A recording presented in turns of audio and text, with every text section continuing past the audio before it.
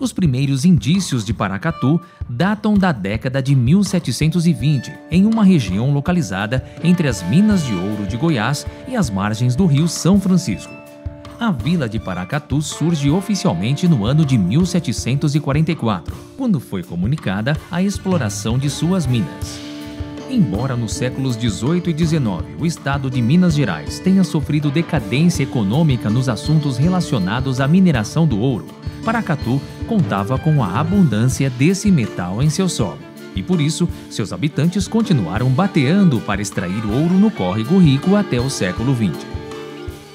Todos nós garimpávamos, né? Garimpar a gente tinha bateia, que na época era feita de madeira, era meu tio Agostinho que fazia as batelhas, né? Às vezes tinha uma mangueira velha e derrubava aquela mangueira e ele aproveitava as toras e ele fazia as bateias, ele fazia gamela, né? E então a gente ia para o córrego com a bateia, né? Tinha pau, enxadinha. E aí a gente tirava o cascalho, punha na batelha e ia bateiando, ia jogando aquele cascalho fora, até ficar só o esmerilzinho preto, né? Aí a gente tirava aquele esmeril, aí o ouro era bem pouquinho, aqueles carocinhos de ouro, aí a gente ia juntando. E aí a gente levava para trocar. Muitas vezes você trabalhava de cedo até 2, 3 horas, já apurava e ia na rua, levar, trocar e comprar alguma coisa que estava precisando. Quando a gente era menino, até ouro, os meninos não eram engraxados, não. Eles tiravam era ouro na rua, depois da chuva, para batear e vender para os ourives. Era o dinheirinho que a gente recolhia. Mas era enxurrada tremenda, que virava um rio. E o curioso é que quando acabava a chuva, também a cidade estava sequinha. Não tinha mais nada. E a gente catava aqueles esmeril que descia lá. O que a gente fazia? Coisa de menino, né? A gente cercava na rua da Badia, com a rua Américo Macedo, a gente fazia uma espécie de barragem, lá da maneira nossa, e muitos meninos se serviam daquilo, que empoçava água lá em grande quantidade, faziam barcos, pequenos barcos, ou de papel, ou de buriti mesmo, fazia os barcos e punha lá aqueles barcos navegando para a gente brincar também.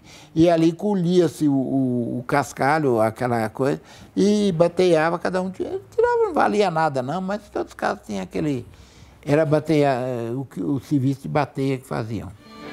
Mesmo com a diminuição da exploração do precioso mineral enquanto atividade comandada pelos donos de lavras, muitos moradores continuaram exercendo a extração artesanal desse ouro que se encontrava cada vez mais escasso e de difícil acesso aos rudimentos técnicos daquela época. Com o tempo, surgiu a exploração do ouro por meio das dragas, processo técnico advindo da Revolução Industrial e que possibilitou um aumento na retirada do minério que se tornava cada vez mais incrustado na rocha.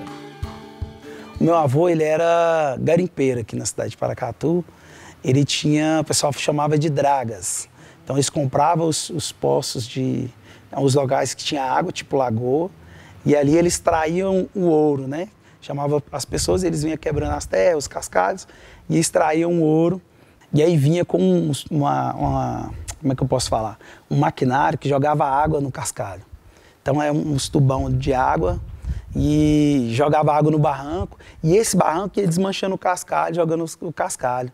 E o garimpeiro pegava e jogava dentro de uma draga que ia moendo e quebrando todas as pedras, né? A gente fala, não sei se vocês usam esse termo, as tapiocangas, né? Que são umas pedras grosseiras assim. E ela ia moendo e lá dentro ia tirando o ouro desse cascalho. Depois que fazia esse processo de quebrar toda a terra e as pedras, passa por um tapete, aí no tapete o ouro fica agarrado no tapete.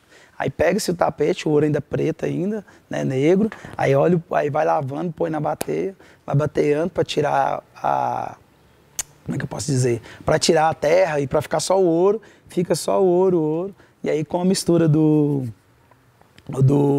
mercúrio, você consegue separar da terra o ouro. Aí depois você queima o mercúrio, fica a pedrinha de ouro.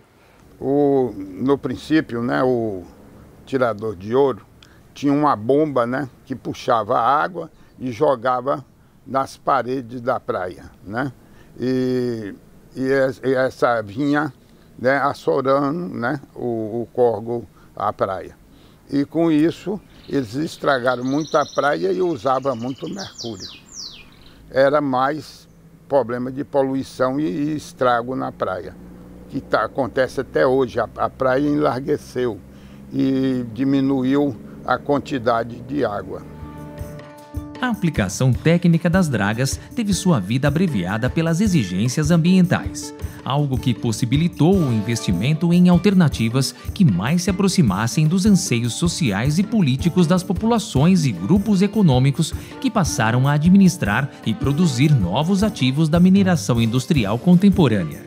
Na década de 80, a entrada da Companhia Rio Tinto no Morro do Ouro, em Paracatu, representou uma modificação nos modos de produção social e econômica da cidade, que passou a se articular com maior proximidade ao capitalismo de bases globais. Inicia-se, assim, uma busca pela padronização e ampliação dos processos produtivos. Rapidamente, se torna a maior mina de ouro do país. Quando eu vim para cá, me espantou o tamanho da mina, da empresa. E Paracatu, na época, já era a maior mina do Brasil de ouro. A planta era muito grande. Hoje a planta é pequena, porque a gente tem uma planta que é 3 vezes maior que ela. Então é engraçado essa questão do tamanho. Mas o que eu gostava era do cheiro. Eu adorava o cheiro. Quando eu ia lá em cima, tinha aquele cheiro dos reagentes que eram adicionados no processo. E tinha alguns álcoois, então o cheiro era muito gostoso, assim, ninguém gosta, mas eu gosto daquele cheiro aqui, até hoje, assim, eu gostava de ir lá em cima, no topo da planta, e lá, ficava olhando, lá de cima você via toda ela, assim, de cima para baixo, me marcou muito, e assim, eu falava assim, poxa, e eram poucos engenheiros na época, né, então, pô, pertencia ao grupo Rio Tinto, que era a maior mineradora do mundo. E você ia lá na sala do gerente geral, tinha uma série de troféus, assim, tinha uma espada que eles ganhavam de um prêmio de segurança, uma espada, parecia aquelas espadas de espadachim, aquelas espadas inglesas, assim, de cavalheiro, e cheio de troféus, de fotos antigas, assim. Falei, gente, isso aqui é uma história, assim, uma coisa, assim, inacreditável, assim. Eu fiquei na época, assim, eu não consegui acreditar que eu fazia parte daquilo. E o grupo mandou como uma diretriz: se a rota ambiental não for definida, a gente não vai aprovar o projeto. Não adiantava a lavra desse minério ser algo que simplesmente por motivos de produção ou de custo, né, vamos dizer, é viável economicamente. Não era só essa viabilidade que importava. A mais importante era a viabilidade ambiental. Então o grupo, até pelas experiências que eles já tinham passado em outras minas e tudo, eles diziam, olha, isso é imprescindível, né, para que não gerasse um passivo ambiental futuro, né? Então isso foi, eu acho, muito importante, foi essa tomada de decisão da importância de colocar, vamos dizer assim, a variável ambiental como a direcionadora da tomada de decisão, né? E foi feito dessa forma, né? Em 2004, a Kinross adquire a Rio Tinto e coloca em prática um projeto de uma nova planta para elevar a capacidade de mineração de 12 para 61 milhões de toneladas de minério por ano. A Kinross já tinha feito, em 2003, 2004, uma avaliação da reserva, com vários equipamentos aqui dentro, na época foram 11 meses de trabalho, com 7 sondas, 24 horas, direto aqui para avaliar, porque ela tinha preferência na compra daqui. E o resultado foi muito bom, ela praticamente dobrou a reserva, então viabilizou o projeto.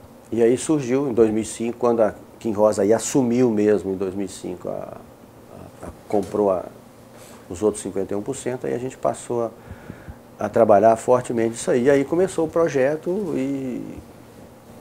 e foi até o final, até 2007, quando a gente começou a operação, o startup, né? Ao avaliar, o que eu percebi era que a Kinross era um grupo jovem, era um grupo novo, que estava começando a operacionalizar minas, né? A minerar minas. Eles, na realidade, tinham minas antes, mas não operacionalizavam. Mas que estavam com todos esses valores e vamos dizer assim, esses princípios também no seu portfólio e querendo desenvolver, querendo implementar e amadurecer. Então isso, além da experiência, foi muito bom, porque aí o que eu já sabia que era o correto ser feito foi dado recurso para que a gente pudesse também fazer, não da mesma forma, mas de uma forma adaptada ao contexto novo da Kinross, do conhecimento das pessoas. E depois a Kinross começou um trabalho muito grande de desenvolvimento de padrões, de implementação de procedimentos e tudo, e criou a sua cultura própria, né? Que também é uma cultura muito alinhada com esses valores que eu tinha. Então acho que isso ajudou bastante também. A relação de transparência e parceria e a construção conjunta é prioridade da Kinross no relacionamento com a comunidade. No mundo ideal, para mim, o perfeito seria o dia em que os 1.450 empregados dessa empresa, mais os 2.500 terceiros, se orgulhassem de trabalhar aqui e conhecesse todos os nossos programas e como a gente trabalha e como que a gente produz nessa cidade, fossem multiplicadores disso, e que essa comunidade se visse como parte desse processo, mas como parte responsável também desse processo de construção de uma Paracatu melhor. E que entendesse, sim, que viver traz impacto. Imagina minerar. Mas que junto com isso, o que vem de construção positiva e como que a gente está ajudando Paracatu a ser uma cidade melhor. Mas eu espero que no mínimo a gente consiga achar um equilíbrio entre essas duas forças, porque são duas forças muito grandes, né? A empresa e a comunidade, e que a gente consiga de fato mitigar a sensação de que o negativo é maior do que o positivo, que a gente de fato seja visto como um ser agregador e não como um ser extraidor, né?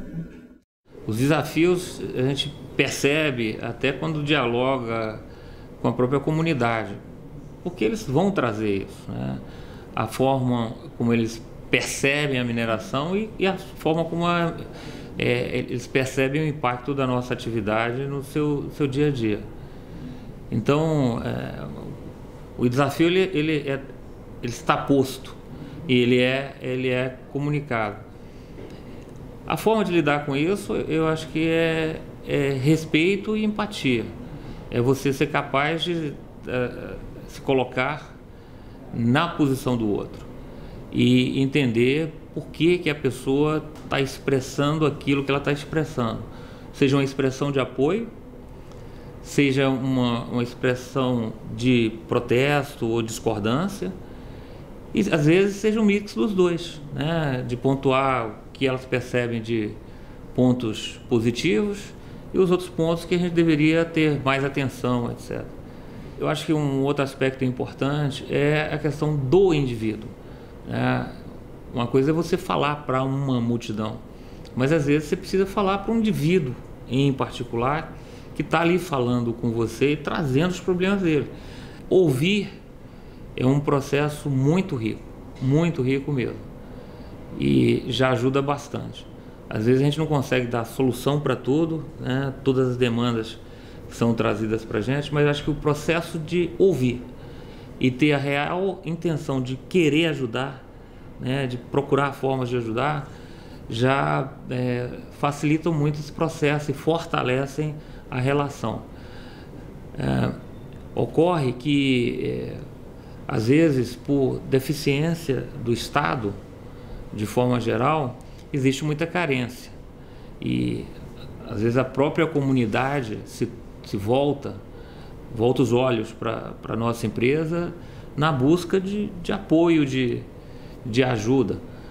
E a gente precisa entender isso também. A gente nunca vai poder substituir o Estado, mas a gente tem aí uma oportunidade grande de exercer a cidadania. E aí é um processo. De novo, que ele tem que ser baseado nos valores, né? Então, atitudes, questão de ouvir, quer dizer, eu jamais deixei de ouvir qualquer pessoa da cidade que quisesse falar comigo, né? E às vezes é para reclamar, dar puxão de orelha, mas aí a gente conversa, né? E procura se entender e construir junto.